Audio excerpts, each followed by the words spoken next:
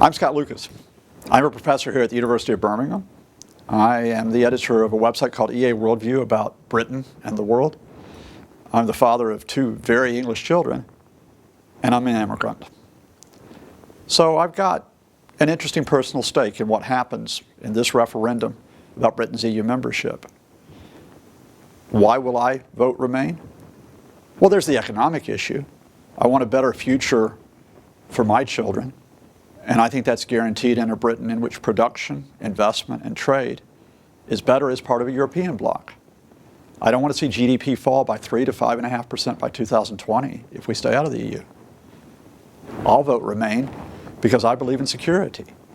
And the whole history of Europe coming together after 1945, after World War I, World War II, facing continuing international threats, was to prevent a third World War.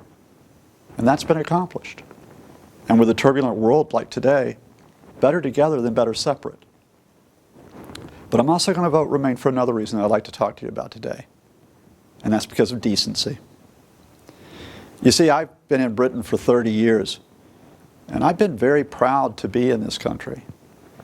I grew up in a segregated area in the United States, all white, all Protestant, very little interaction with different religions, different ethnicities, with immigrants or with refugees.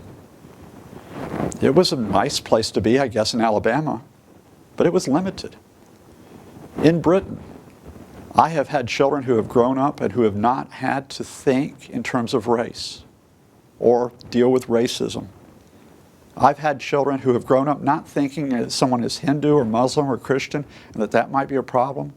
They've just simply thought of people. In other words, I've grown up in Britain in a community which, in my own part of the U.S., for various reasons, I didn't have. I'd like to see that continued, not just as an English or British or United Kingdom community, but as a community which is linked to Europe. Why do I say that I'm for decency? Well, I've been worried that in this campaign, those things I value, dialogue, respect, compassion, have been questioned by a Leave campaign which portrays enemies. Of course, the European Union is an enemy. You know, after all, as Boris Johnson said, they had a prototype in Hitler's Third Reich, and they're finally going to carry out the project. Immigrants are the enemy. Refugees are the enemy. Only last week we were told that Britain was at breaking point because we were going to be overwhelmed by those vast hordes that were going to come across the channel. I have a bit of a personal stake in this for a wider reason.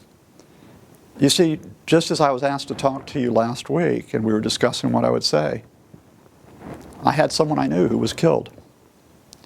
One of Britain's best MPs, one of the best people I have ever known, who believed in the rights of immigrants, who believed in the rights of refugees, who believed in the rights of all of us, and who sought justice.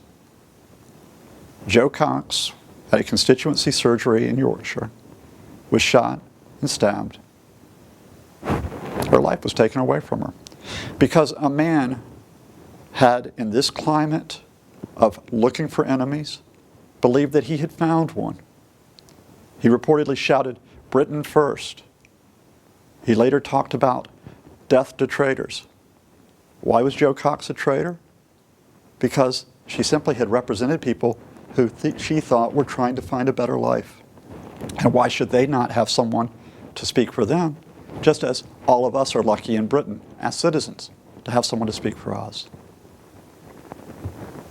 I want to live in a society that believes in dialogue and in respect. But in a campaign in which everyone becomes the other, to be treated with suspicion, sometimes with hatred, I begin to think that those basic values have broken down. Do I think that the European Union is perfect? Do I think that it's some type of utopia? Absolutely not. In any type of institution where there are multiple communities, multiple countries, there are going to be disputes. There's going to be quarrels and arguments. But the whole point is that in any family, in any community, you don't just walk away from an argument or a dispute. You talk it through. You try to find out what is good, not just for one member of that family, but for all of them. I know that there are decent people in the Leave campaign, and I'm not saying that everyone is responsible for hatred and fear. But there has been too much climate of, whipped up by advertising, posters, headlines, and yes, some politicians, which says, that person is a threat, this person is a threat. Not for me. I don't choose to vote Leave. I choose to remain in a country where I feel valued as an immigrant, like every other person, and where I can think about the legacy of someone I was proud to know, Jo Cox, and how she would have stood up for all of us come this Thursday.